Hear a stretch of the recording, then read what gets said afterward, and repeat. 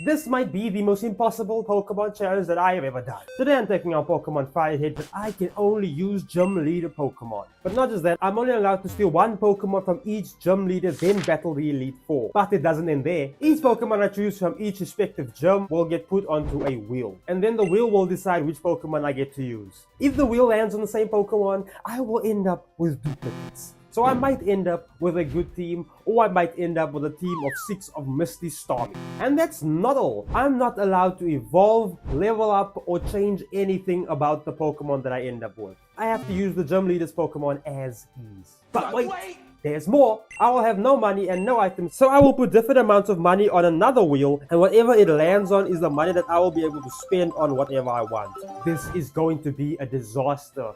Let's do this. We go to the first gym and have a huge decision to make. Who is going to be the Pokemon who I would want the wheel to land on the least? Either a level 12 Geodude or a level 14 Onix. I could actually just choose the Geodude because whomever it lands on is still not gonna do anything, but I chose Onix either way, so Onix goes on the wheel. Then we move on to Misty, where I have to choose between a level 18 Staryu and a level 21 Starmie. We're still at the point where the levels are too low to actually help with the Elite Four, so I still wouldn't want the wheel to land on the Pokemon that I choose now. But I chose Starmie, so Starmie goes on the wheel. Next was Lieutenant Surge, where he has a level 21 Voltorb, a level 18 Pikachu, and a level 24 Raichu. Still, the levels are not where I wanted, knowing that the Elite Four Mons are like level 50 and above, but I went with Raichu because maybe his static ability could help. Next was the Celadon Gym, where the choices are a level 24 Tangela and a Victreebel and Vileplume, who are both level 29. I chose Victreebel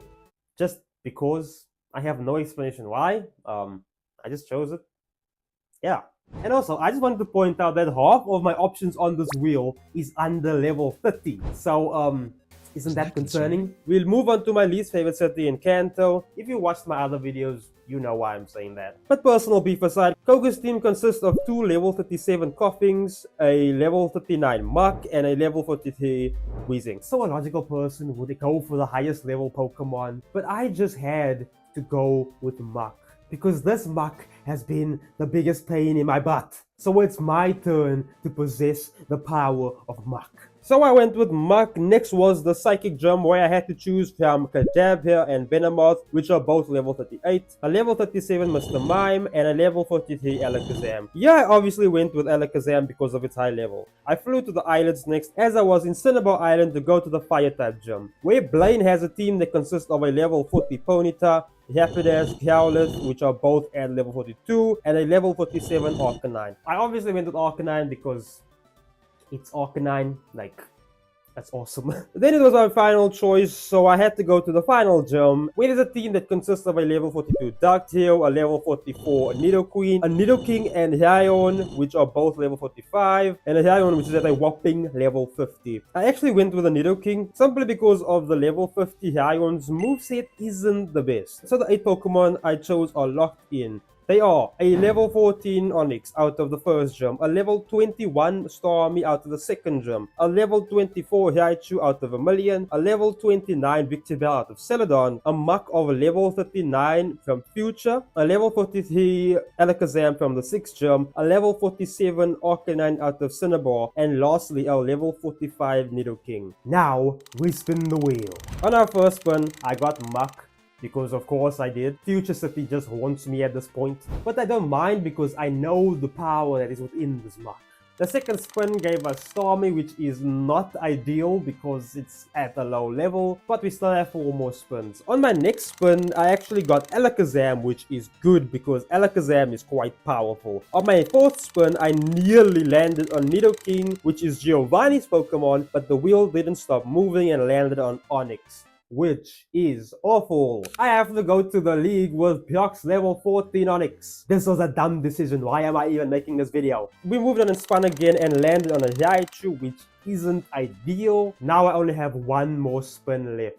And keep in mind, most of my team is under level 50. So how the heck am I going to manage? But I spun the wheel for the last time and got a Nidoking, which is huge. So my team will be Onix, Starmie, Raichu, Muk, Alakazam, and Nidoking, which is kinda solid, but now I must find out how much money I will get, which I will be able to spend on items to help. Since the first wheel had 8 options of Pokemon, I did put 8 money options on this wheel, with amounts starting at 670 and going all the way up until a million. Yeah, I know that's not a million, but I am not saying that number. But now it's time to spin the wheel, and we got 4,200.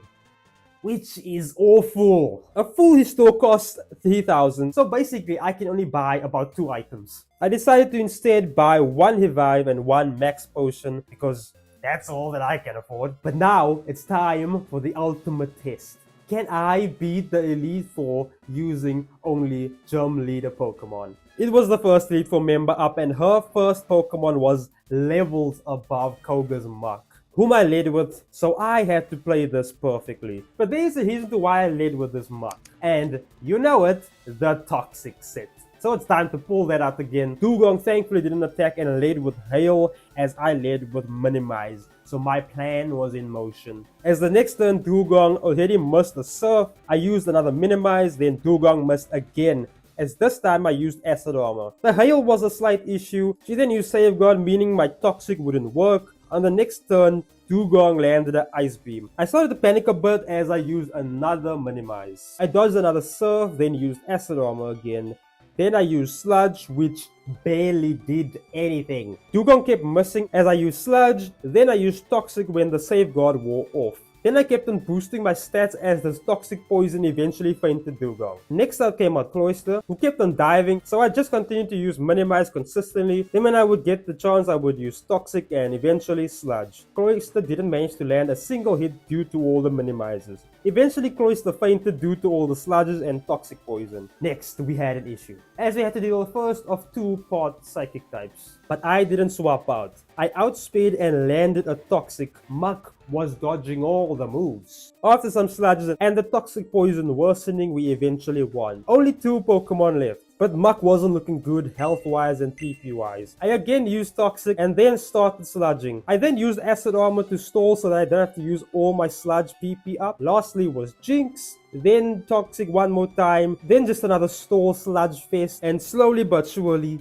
we won. This Mach, which pissed me off so much, just soloed the first Elite Four member. But Mach isn't in a good state. But we had limited items, so we just had to move on. Next member time. I led with Mach, but Onyx outspeed and KO'd Mach immediately. Down goes Mach. But then something insane happened. I decided to send out Onyx just for jokes, but then this ended up being huge, as his Onyx missed the Iron Tail, which allowed me to use Rock Tomb, and as you know, Rock Tomb lowers your speed, which is so helpful. But then he used Iron Tail again and missed again, as I again slowed him down. Never did I think that the Pokemon that I choose from the first gym would actually help this much, but eventually he KO'd me with an Earthquake, but I got what I needed. I then sent out Alakazam and outspeed with Calm Mind, but then he used the Rock Tomb, but I was still faster, as on the next turn I still outspeed with Psychic. But then Hitmonchan outspeed me and knocked out Alakazam with Sky Uppercut. Now,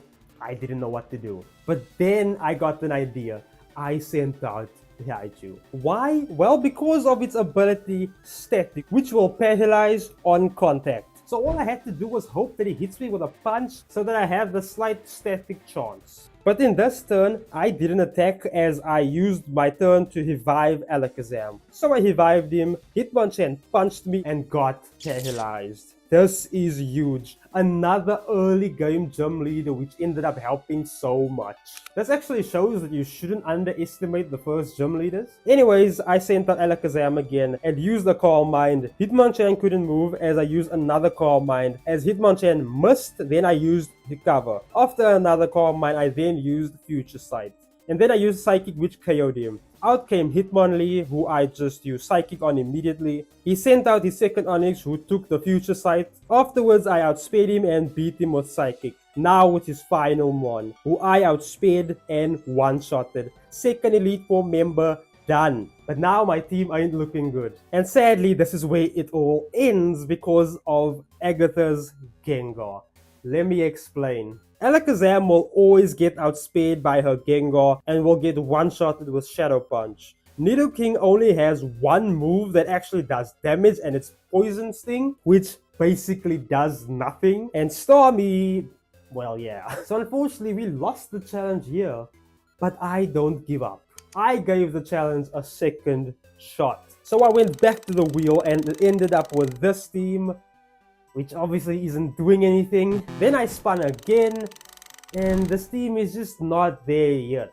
And then I spun again and ended up with this team of Arcanine, Nidoking, Muk, Raichu, and Alakazam, and a 50,000 to spend. Here is some big potential. I used my money wisely on X items and healing items, and then I went back to the league. I actually beat the first two Elite Four members again, which I'm not gonna bore you with as I used the same plan. But then it was time for Agatha's Gengar again. I healed up first using up my max potions, then it was time. I led with an X special on Arcanine, and then 2 bites worked. Aside from getting confused, Golbat wasn't an issue. Then Arbok KO'd Arcanine. I sent out Alakazam. But since I know she has a Gengar that will outspeed Alakazam, I used 2 X speeds and 2 Calm Minds. Then KO'd Arbok. Out came a second Gengar who I immediately knocked out. Then the same for Haunter.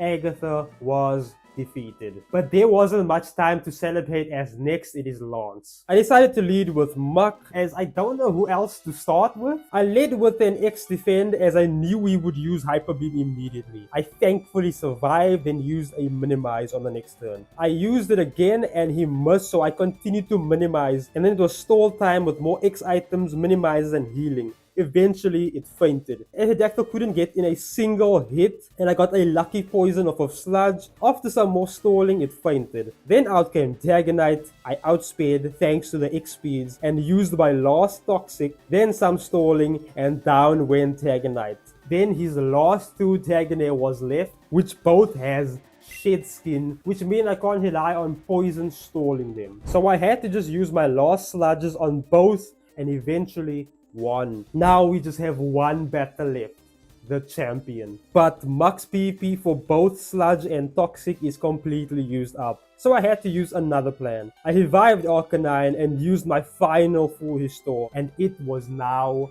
or never. I led with Alakazam and used an X speed, and Alakazam nearly got knocked out. So I just used a Psychic, which didn't help much, and just on the next turn Alakazam fainted. Then I used Nidoking hoping that he would hit me so that he could get poisoned, but I managed to poison him via Poison Sting. He actually swapped into his Rhydon. Nidoking still outsped despite being 14 levels lower, but eventually fainted, and then I had no idea what to do. So I again attempted the static plan, and by a miracle, it worked again. I managed to get an insane static after Rhydon used Takedown. This is huge! But the only Pokemon I had left was Arcanine, who has a type disadvantage. But I was feeling lucky. I used the X Defend and survived an Earthquake, which is insane. I then used all my remaining X items on the turns that he would either miss or flinch or get stunned, so it's all or nothing now. A bite KO'd, then out came his Dragonite. Some insane bite flinches did the job. Then he sent out his Pidgeot once again. He used the full restore on the Pidgeot, but I used Flame Blast and immediately KO'd his Pokemon. Only half of his team left.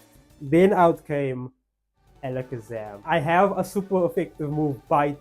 I selected it, but Alakazam outsped and beat me. And that was it. I have no items left that can help or heal, so there's nothing I can do but lose. We came so close, but it wasn't enough. I failed the challenge again. Maybe this challenge just is impossible. But yeah, why didn't you give this challenge a shot and tell me how you did? Despite not winning, I will still say well done team, and of course, thank you for watching.